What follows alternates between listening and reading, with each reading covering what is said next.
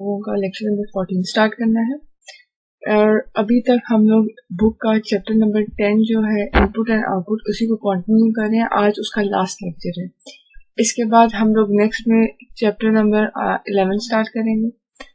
आज last time हम लोगों ने जो लेक्चर में चीजें डिस्कस की थी वो था आपका प्रिंटफ फंक्शन, कि आप किस तरह से यूजर को डाटा दिखा सकते हो। आपका प्रोग्राम जब एग्जीक्यूट हो, जो कंसोल विंडो आती है या जो ब्लैक स्क्रीन आती है, उस पर आप लोग किस तरह से आउटपुट यूजर को शो करते हो। तो उसके लिए आप प्रिंटफ का फंक्शन यूज करते हो। देन हम लोगों ने डिस्कस किया पुट्स का एक फंक्शन। अगर हम लोगों ने स्पेसिफिकली स्ट्रिंग टाइप के डाटा को एग्जीक्यूट शो करवाना हो तो हम लोग कैसे करेंगे। आज के लेक्चर में हम लोगों ने स्टार्ट करना है स्कैन ऐप। स्कैन ऐप का मतलब है, जैसे आप लोगों ने अपने मोबाइल फोन्स में देखा होगा कि एक एप्लीकेशन होती है स्कैन करने के लिए डॉक्यूमेंट्स। तो डॉक्यूमेंट स्कैन करने का क्या मतलब होता है कि वो एक पिक्चर लेती है और इस पिक्चर को आपके मोबाइल फोन में या आपके कंप्यूटर में सेव कर देती है। इसी तरीके से आप लोगों के पास स्कैन ऐप फंक्शन सी में एक ऐसा फंक्शन है कि जब यूजर ने कोई डाटा एंटर करना हो, जो प्रोग्राम लिखता है, जो सॉफ्टवेयर बनाता है, वो क्या है, प्रोग्रामर। जो उस प्रोग्राम को एग्जीक्यूट करता है, उसको यूज करता है, वो आप लोगों के पास होता है यूजर। यूजर ने क्या करना है कि आप लोगों के पास कोई डाटा एंटर कर सकता है, यूजर को क्यूरी कर सकता है, कोई क्वेश्चन जो भी आप लोगों ने प्रोग्राम बनाया उसके अकॉर्डिंगली। तो यूजर जो भी चीज एंटर करेगा वो उस कंसोल एप्लीकेशन या उस ब्लैक स्क्रीन में आप लोगों को नजर आएगा जो यूजर ने एंटर करना है। अब यूजर ने उस ब्लैक स्क्रीन पे एंटर तो कर दिया, तो मेन मकसद हमारा क्या है कि उस ब्लैक स्क्रीन से आपके प्रोग्राम तक उस डाटा को लेके आना। तो उसके लिए हम लोग जो फंक्शन यूज करते हैं वो है स्कैन ऐप फंक्शन।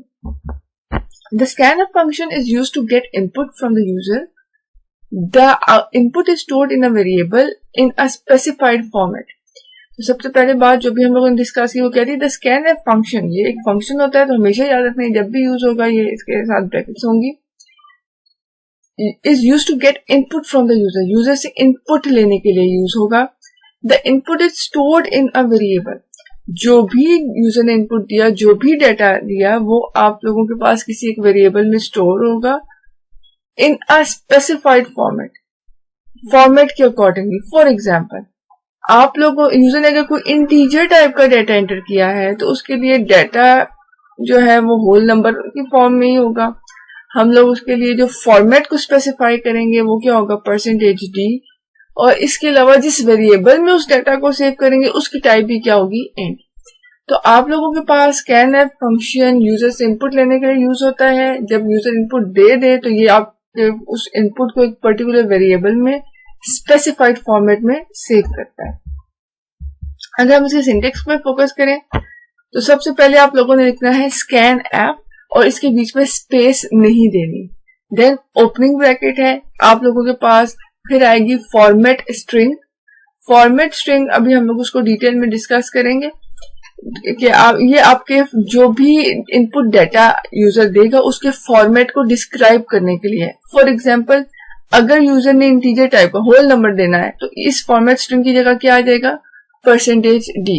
और आप लोगों ने हमेशा याद रखना है फॉर्मेट स्ट्रिंग हमेशा डबल कोट्स में आती है। देन आप लोगों के पास वेरिएबल 1 2 3 कॉमा के साथ नजर आ रहा है और इसके साथ एक साइन नजर आ रहा है इम्पर्सेंट का साइन। इसको एंड का साइन या इम्पर्सेंट का साइन भी बोलते हैं। ये इसका मतलब ये होता है कि फॉर्मेट स्पेसिफाइड फॉर्मेट में वेरिएबल 1 के एड्रेस पे जाके जो भी यूजर ने एंटर किया है उसको सेव कर दो। इसी तरीके से जो दूसरा फॉर्मेट स्पेसिफायर होगा, यूजर ने जो दूसरा इनपुट दिया है वो वेरिएबल 2, जो भी वेरिएबल 2 है उसके एड्रेस, एंड या इम्पर्सन साइन क्या होता है, एड्रेस ऑपरेटर, उसके एड्रेस पे लेके जाके सेव कर दो। इसी तरीके से आप लोगों के पास होता है वेरिएबल नंबर 3। अभी हम लोग इसको डिस्कस करते हैं फॉर्मेट स्ट्रिंग, जो हम लोगों ने प्रिंटफ फंक्शन में बहुत डिटेल में डिस्कस किया था। फॉर्मेट स्ट्रिंग हम लोग हमेशा डबल कोट्स में लिखते हैं। ये आप लोगों ने बात हमेशा याद रखनी, चाहे वो प्रिंटफ का फंक्शन हो या स्कैन ऐप का। इट में consist of different format specifiers. हम लोगों ने जैसे प्रिंटफ में भी पढ़ा था डिफरेंट फॉर्मेट स्पेसिफायर्स होते हैं, जैसे %f, %d, %c। तो स्कैनएफ में भी इसी तरह वही फॉर्मेट स्पेसिफायर्स यूज होंगे according to the input. Then format specifiers क्या करते हैं, specifies the format according to which the value will be entered. Format specifier वो फॉर्मेट बताता है जिसकी बेसिस पे वैल्यू एंटर होगी। अगर यूजर ने कोई डेटा पॉइंट वाली वैल्यू एंटर की तो फॉर्मेट स्पेसिफायर में यहाँ पे क्या आना चाहिए, %f। वो हमेशा स्पेसिफाई करेगा कि किस फॉर्मेट में इनपुट लेना है। अगर यहाँ पे आप लोग %d लिखो तो आप लोग फिर इंटीजर टाइप का या होल नंबर टाइप का डाटा यूजर से नहीं ले सकते। फिर आप लोगों को यहाँ पे क्या करना होगा, %f की वजह से फ्लोटिंग पॉइंट ही लेना पड़ेगा। देन आप लोगों के पास वेरिएबल्स हम लोगों ने पहले भी डिस्कस किया। The variables are used to store the value entered by the user. Variable क्या होता है, ऐसी मेमोरी लोकेशन जिसकी वैल्यू चेंज हो सकती है। तो वेरिएबल यूज किसके होते हैं, जो भी यूजर ने नया नंबर एंटर किया है या नई वैल्यू एंटर की है, उसको जो भी कीबोर्ड पे उसने कीज प्रेस करके एक नया डाटा हमें दिया है, आप लोग उसको किसी वेरिएबल में, वेरिएबल के मेमोरी लोकेशन, तो आप लोग उस मेमोरी लोकेशन में उसको सेव करते हो।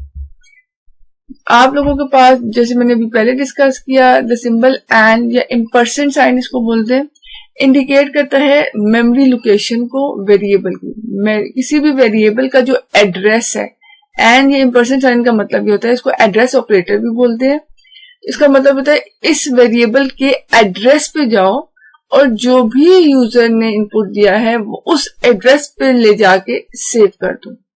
वेरिएबल दो चीज होती है वेरिएबल में, एक होता है उसका एड्रेस, एक होता है उसका नेम। तो आप लोग उस वेरिएबल नेम जिस भी एड्रेस पे पड़ा है, यूजर ने जो भी अभी डेटा एंटर किया, आप लोगों ने वहां जाके उसको सेव कर देना। Then getting input with variable, आप लोग वेरिएबल के साथ, जब एक सिंगल वेरिएबल के साथ अगर आप लोग इनपुट लो तो स्कैनएफ के फंक्शन में क्या होगा, सबसे पहले डबल कोट्स में आप लोगों के पास आता है ये फॉर्मेट स्पेसिफायर, और % क्या होता है, फॉर्मेट सिंबल। देन आप लोगों के पास डी क्या है, फॉर्मेट स्पेसिफायर। अगर मैं स्कैनएफ के फंक्शन को देखूं तो क्या है, यूजर से क्या फॉर्मेट स्पेसिफाई किया, इंटीजर टाइप का डाटा। ये कभी भी फ्लोटिंग पॉइंट का डाटा नहीं लेगा। ये किस लिए, क्योंकि डी यूज हो गया है। इसका मतलब है हमने यूजर को क्या, जब भी यूजर वैल्यू एंटर करेगा ये चेक करेगा, अगर वो इंटीजर टाइप का डाटा है तो ही उसको सेव करेगा, अदरवाइज उसको सेव नहीं करेगा। देन आप लोगों ने एक कॉमा यूज करना है, फिर वेरिएबल नेम है एंड वो वेरिएबल है जिसमें जो भी यूजर ने एंटर वैल्यू की है वो एन में जाके सेव होगी। और एड्रेस ऑपरेटर क्या करेगा, एन के एड्रेस पे जाओ। और अब अगर मैं इसको दोबारा से पढ़ूं एक दफा, तो स्कैनएफ का फंक्शन क्या कह रहा है कि यूजर ने एक सिंगल वैल्यू एंटर की है, उसका फॉर्मेट चेक करो। अगर वो इंटीजर फॉर्मेट का है तो उसको एन वेरिएबल के एड्रेस पे ले जाके सेव कर दो। तो इसी तरह देन हमारे पास आता है सिंगल इनपुट। तो सेम जो भी मैंने आपको डिस्क्राइब किया, तो क्या है, सिंगल वेरिएबल में फॉर्मेट स्ट्रिंग आ गई, इन्वर्टेड कॉमास में आना चाहिए, और फॉर्मेट स्पेसिफायर आप लोगों के पास, आप लोगों ने हमेशा चेक रखना है। तो अगर हम लोग इसी एग्जांपल को दोबारा देखें जो मैंने आपको एक्सप्लेन किया, फॉर्मेट स्ट्रिंग क्या है, %d, एन क्या है वेरिएबल, और एड्रेस उसका जो एंड है वो क्या बता रहा है, %साइन क्या बता रहा है, उसका एड्रेस। तो इसका क्या मतलब है, यूजर ने जो भी वैल्यू एंटर की है वो चेक करो, अगर इंटीजर फॉर्मेट किया तो उसको एन के एड्रेस में जाके सेव कर दो। देन आप लोगों के पास जरूरी नहीं आप यूजर से सिर्फ एक ही वैल्यू लो, जैसे प्रिंट एफ में आप एक से ज्यादा वैल्यूज को शो कर सकते हो, वैसे स्कैन एफ में भी आप एक से ज्यादा इनपुट्स एट अ टाइम ले सकते हो। आपकी मर्जी होती है, अगर आपने यूजर से 5 लेने हैं, 6 लेने हैं, 10 इनपुट लेने हैं, तो आप 10 स्कैन एफ के फंक्शन लिखो, या एक के अंदर ही उसको 10 दफा या डिफरेंट 10 वेरिएबल्स में डिस्क्राइब कर दो।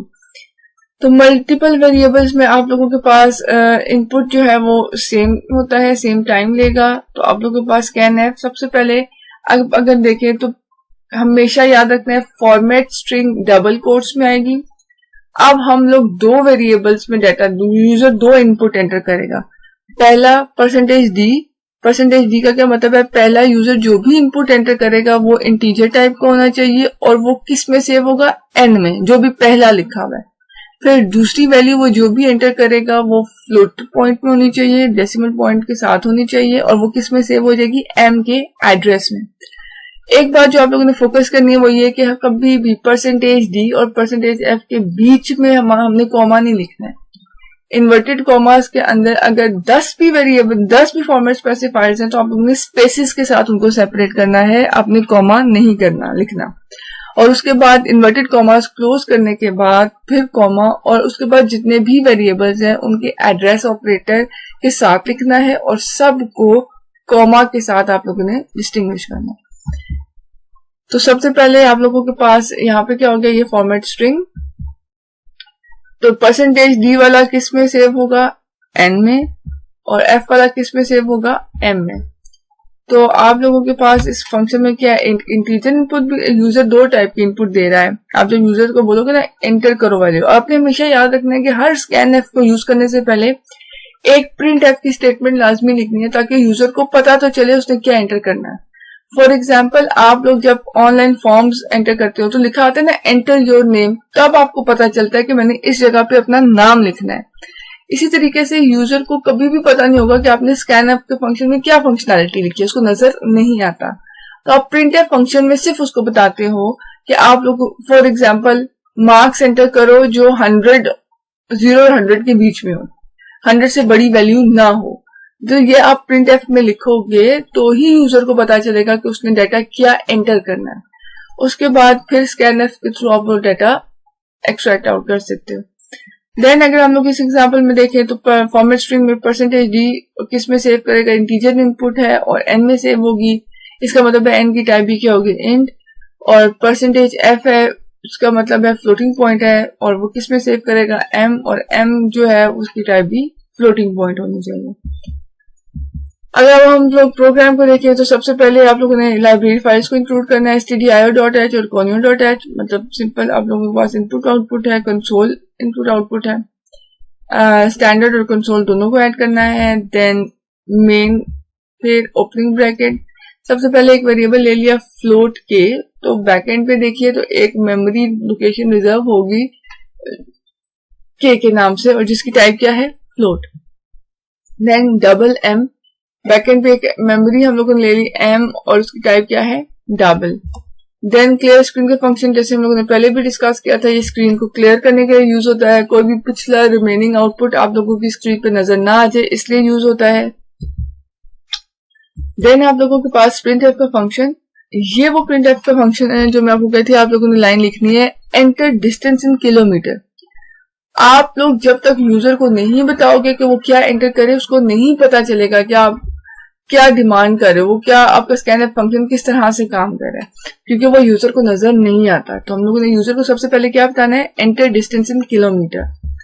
देन स्कैन एफ, जो भी यूजर ने एंटर किया वो के में सेव कर दो। अब के की टाइप क्या थी, फ्लोट, तो इसका मतलब है स्कैन एफ में भी %f यूज होगा, फिर कॉमा, फिर एड्रेस ऑपरेटर जो के का जो भी एड्रेस है, और फिर वेरिएबल का क्या नेम के। अब यूजर जो भी डिस्टेंस एंटर करेगा वो पॉइंट वाली वैल्यू के साथ होना चाहिए, और वो आपका प्रोग्राम क्या करेगा, जाके के जो वेरिएबल हम लोगों ने लिया था उसमें वैल्यू सेव कर देगा।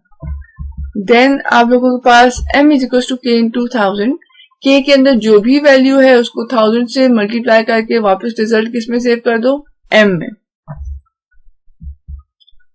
और अब अगर हम लोग देखें तो सिंपल हम लोगों ने शो किया यहाँ पे \n इसलिए लिया है क्योंकि जब यूजर ने आप लोगों ने लिखना है ना एंटर डिस्टेंस इन किलोमीटर, तो आप लोग जो भी डिस्टेंस एंटर करोगे वो आप लोगों की उसी लाइन में एंटर हो जाएगा जहां पे आपको ये शो हो रहा है। लेकिन हम चाहते हैं जो भी हमारा रिजल्ट है वो नेक्स्ट लाइन से स्टार्ट हो, तो हम लोगों ने स्टार्ट में ही \n एस्केप सीक्वेंस जो नेक्स्ट लाइन में मूव करता है उसको लिख लिया है। देन यहाँ पे %f की जगह आप लोगों के पास क्या आ जाएगी, एक वैल्यू आएगी जो भी किलोमीटर्स हैं। उसके बाद सेकंड हम लोगों का = फिर %f मीटर्स, क्योंकि याद अगर आप लोगों को तो हमने क्या कहा था कि जो फॉर्मेट स्पेसिफायर है वो फ्लोट के लिए भी %f यूज होता है और डबल के लिए भी %f यूज होता है। तो उसके बाद सबसे पहले हम लोगों ने क्या लिखा, जब भी प्रोग्राम रन होगा उसको लिखा क्या नजर आएगा, enter distance in kilometre. User जो भी वैल्यू एंटर करेगा वो के में जाके सेव हो जाएगी, के में जो भी वैल्यू वो 1000 से मल्टीप्लाई होके एम में सेव हो जाएगी। और प्रिंट एफ में यूजर को क्या नजर आएगा, नेक्स्ट लाइन से आउटपुट शुरू होगा और क्या लिखा आएगा, परसेंटेज एफ की जगह कोई वैल्यू आएगी, किलोमीटर जो भी वैल्यू के में वो आएगी is equal to percentage F metres, जो भी वैल्यू एम में वो आएगी। वो के और एम को मुझे कैसे पता है, क्योंकि यहाँ पे पहले के लिखा है, इसका मतलब है के पहले वाले एफ को वैल्यू देगा और एम दूसरे वाले एफ को वैल्यू देगा। देन गेट सी एच का फंक्शन, गेट सी एच का फंक्शन आप लोगों के पास गेट कैरेक्टर के लिए इसको यूज करते हैं। गेट सी एच का फंक्शन अभी हम आगे डिटेल में भी पढ़ेंगे, लेकिन ये हम लोग प्रोग्राम में यूज एंड पे इसलिए करते हैं ताकि हमारे पास जो ब्लैक स्क्रीन है वो रुकी रहे, एकदम से आपका प्रोग्राम रन होके आपकी स्क्रीन गायब ना हो जाए। आपकी स्क्रीन जो है वो जो भी ब्लैक कंसोल विंडो है वो आपकी स्क्रीन पे स्टे करे, इसलिए हम लोग गेट सी एच का फंक्शन यूज करते हैं। देन प्रोग्राम अगर हम उसका आउटपुट देखें तो सबसे पहले क्या लिखा है, enter distance in kilometre. User ने जो भी एंटर किया वो उसी लाइन में रहेगा, क्योंकि हम लोगों ने बैक स्लैश एन यूज नहीं किया था ऊपर वाले प्रिंट एफ में। फिर हम लोगों ने कहा कि जो भी डिस्टेंस किलोमीटर का है वो नेक्स्ट लाइन से शो हो, तो क्या सबसे पहले क्या लिखा है, 40.5000 किलोमीटर इज इक्वल टू, फिर 1000 से मल्टीप्लाई करने के बाद जो भी आंसर आया वो मीटर्स। देन अगर हम लोग एक और प्रोग्राम देखें, आप लोगों ने लाइब्रेरी फाइल्स को इंक्लूड करना है। देन सबसे पहले इंट एज, आप लोगों के पास एक ऐसा वेरिएबल है जिसका नाम हम लोगों ने एज रखा है, तो इस वेरिएबल के नाम से हमें पता चल रहा है कि इसमें यूजर ने अपनी एज एंटर करनी होगी, और इस एज कभी भी पॉइंट्स में नहीं होती, तो एज के लिए हम लोगों ने क्या वेरिएबल ली, डेटा टाइप ली int. Then character name, character name और ब्रैकेट्स में 25, क्योंकि कैरेक्टर एक ऐसी डाटा टाइप है जो सिर्फ और सिर्फ एक कैरेक्टर ले सकती है। बट फॉर एग्जाम्पल नाम है, आप किसी का भी नाम अगर हम लोग देखें तो फॉर एग्जाम्पल सारा, तो सारा के अंदर 4 अल्फाबेट्स हैं, 4 कैरेक्टर्स हैं, SARA 4 है। तो इसका मतलब है मैं सिंपल कैरेक्टर नेम करूं तो वो मैं किसी का नाम सेव नहीं कर सकती। तो इसके लिए नाम में क्योंकि एक से ज्यादा कैरेक्टर्स होते हैं तो हम लोग क्या लिखेंगे, उसकी एरे ले लेंगे, मतलब एक से ज्यादा उसकी लोकेशंस को रिजर्व कर लेंगे। और वो करने का तरीका क्या है, आप लोगों ने सबसे पहले डेटा टाइप लिखनी है। देन आप लोगों ने जो भी वेरिएबल का नेम है, वेरिएबल का नेम क्या है, नेम, और फिर स्क्वायर ब्रैकेट्स में 25। इसका मतलब है कि नेम टाइप के वेरिएबल में एट मैक्स 25 कैरेक्टर सेव हो सकते हैं। अब यूजर इससे कम भी एंटर कर सकता है या इस जितने एंटर कर सकता है, इससे ज्यादा एंटर नहीं कर सकता। और 25 हम लोगों ने क्यों लिया, क्योंकि हर एक का नाम सारा नहीं होता, तो कुछ लोगों के नाम जो है, जो कैरेक्टर्स हैं, नंबर ऑफ कैरेक्टर्स वो ज्यादा भी होते हैं, तो इस वजह से हम लोगों ने इसको लेंथ 25 ली है। देन कॉमा और एड्रेस और फिर स्पेस, क्योंकि दोनों की टाइप, नेम और एड्रेस दोनों की टाइप ही कैरेक्टर थी, तो हम लोगों ने टाइप एक ही दफा लिखी और कॉमा के साथ सेपरेट कर दिया। यही चीज आप नेक्स्ट लाइन में भी लिख सकते हो, character name 25 comma character address 30, फिर ऐसे भी लिख सकते हो। बट क्योंकि हम लोगों ने सेम लाइन पे किया तो हम लोग सिर्फ कॉमा से करेंगे, तो फिर दोबारा कैरेक्टर नहीं 4 नहीं लिखेंगे। फिर हम लोगों ने एक और वेरिएबल लिया एड्रेस, और उसमें कितनी लोकेशन रिजर्व कर दी 30, ताकि क्योंकि एड्रेस जो है वो थोड़ा लेंथी होता है।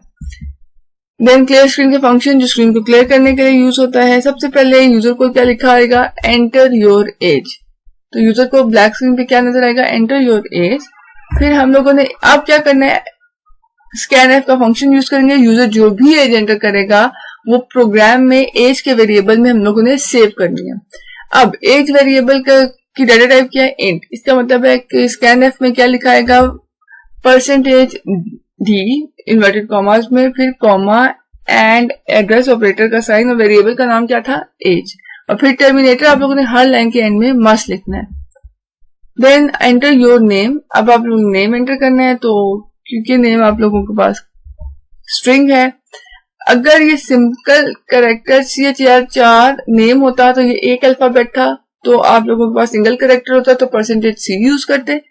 क्योंकि ये एक से ज्यादा कैरेक्टर्स हम लोगों ने लेने हैं, तो इसलिए हम लोगों ने एक से ज्यादा कैरेक्टर को डिस्क्राइब करने के लिए क्या चीज यूज होती है, स्ट्रिंग, तो इसलिए हम लोगों ने परसेंटेज S लिखा है। और नेम किसके एड्रेस पे सेव कर दो, नेम वेरिएबल के एड्रेस पे सेव कर दो। देन इसी तरह आप लोगों ने एड्रेस लेना है, क्योंकि एड्रेस की टाइप भी वही थी स्ट्रिंग वाली, तो आप लोगों ने %s लेना है, फिर एड्रेस सेव कर देना है। देन ये जो यूजर ने डेटा एंटर कर दिया, तो अब हम इसी डेटा को एक दफा अगर शो करना चाहते हैं कि यूजर से श्योरिटी ले लें कि क्या जो एंटर इन्फॉर्मेशन की है वो सही है या नहीं, तो हम लोग क्या लिखेंगे, प्रिंट एफ। यूजर को शो करने के लिए हमेशा प्रिंट एफ यूज होता है, और यूजर से डाटा लेने के लिए स्कैन एफ यूज होता है। तो print F your name is, जो भी your name is as it is आ जाएगा, %s की जगह वो डेटा आएगा जो नेम के वेरिएबल में सेव है। तो नेम के वेरिएबल यूजर ने जो भी डेटा एंटर किया होगा वो आ जाएगा, और फिर नेक्स्ट लाइन पे मूव कर जाएगा।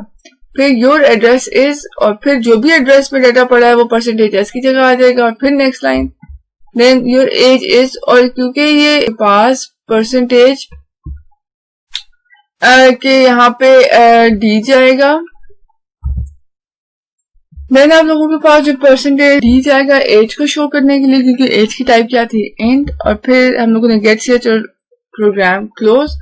अगर हम लोग इसका आउटपुट देखें तो हमारे पास क्या आएगा, सबसे पहले लिखा है enter your age. For example user ने एंटर की 10, एंटर योर नेम, यूजर ने एंटर किया Usman, then enter your address, उसने किया फैसलाबाद।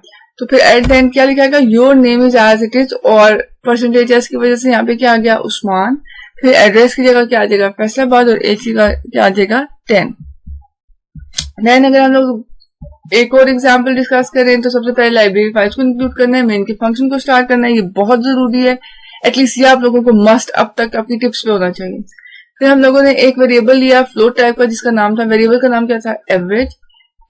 फिर हम लोगों ने तकरीबन 6 वेरिएबल्स लिए, ए बी सी डी सम और प्रोडक्ट। क्योंकि इन सबकी टाइप इंट थी तो इसलिए हम लोगों ने एक दफा इंट लिख के इन सारों के नेम्स को कॉमा से सेपरेट कर दिया। आप लोग इसको नेक्स्ट लाइन में भी कर सकते हैं, लेकिन अगर आप नेक्स्ट लाइन में करेंगे तो इंट ए टर्मिनेटर, फिर इंट बी टर्मिनेटर, वो आपको हर दफा इंट लिखना पड़ेगा। क्योंकि इन सबकी टाइप सेम थी, A B C D sum product की, तो हम लोगों ने इसको एक ही दफा डिक्लेयर कर दिया। देन क्लियर स्क्रीन के फंक्शन, सबसे पहले यूजर को हम लोगों ने बोला एंटर 4 नंबर्स। अब हम लोग इनपुट एक नंबर नहीं ले रहे, एक से ज्यादा ले रहे हैं। तो 4 नंबर हम चाहते हैं पहला नंबर जो भी यूजर एंटर करे वो ए में सेव हो, दूसरा जो भी एंटर करे वो बी में हो, तीसरा सी में, चौथा डी में। और भी हम एक ही लाइन में यूज कर सकते हैं स्कैन एफ।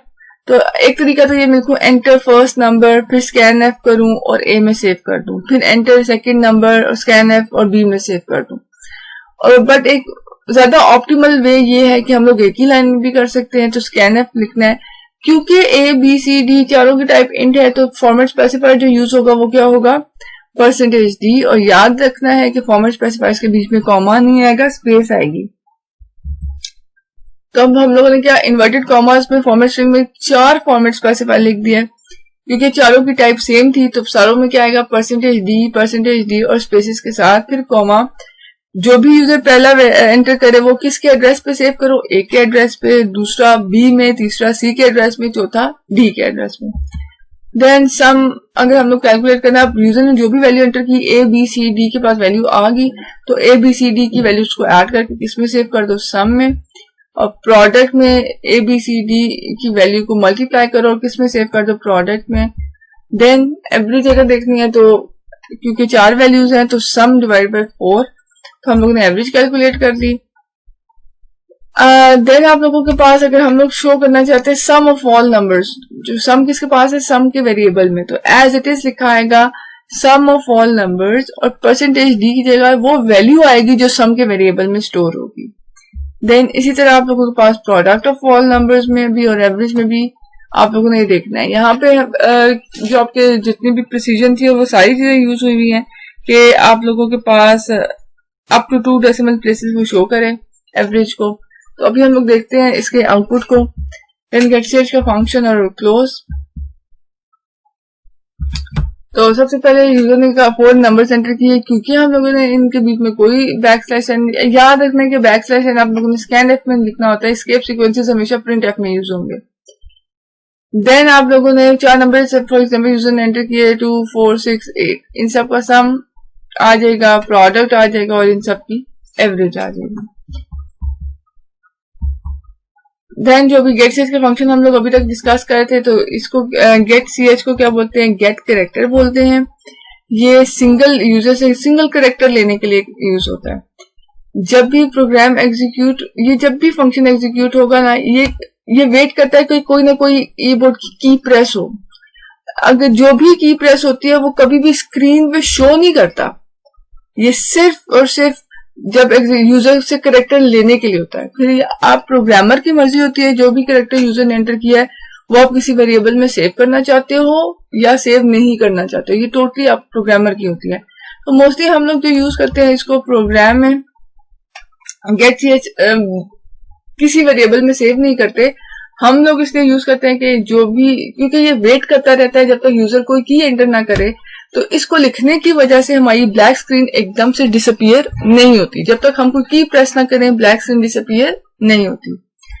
तो सेकंड, अगर आप लोग इसके रिजल्ट को सेव, जरूरी नहीं है ये सिर्फ स्क्रीन को स्टे करने के लिए यूज हो, ये किसी कैरेक्टर को या सिंगल कैरेक्टर को लेने के लिए भी यूज हो सकता है, यूजर से गेट करने के लिए भी यूज हो सकता है। तो हम लोग variable is equal to get character करें, for example A is equal to get character करूं, तो जो भी यूजर ने की एंटर की होगी वो मुझे स्क्रीन पे नजर तो नहीं आएगी, लेकिन वो ए वाले वेरिएबल में सेव हो जाएगी। बट हम लोग मोस्टली इसको क्या यूज कर रहे होते हैं, आपके जो भी स्क्रीन है उसको स्टे करवाने के लिए।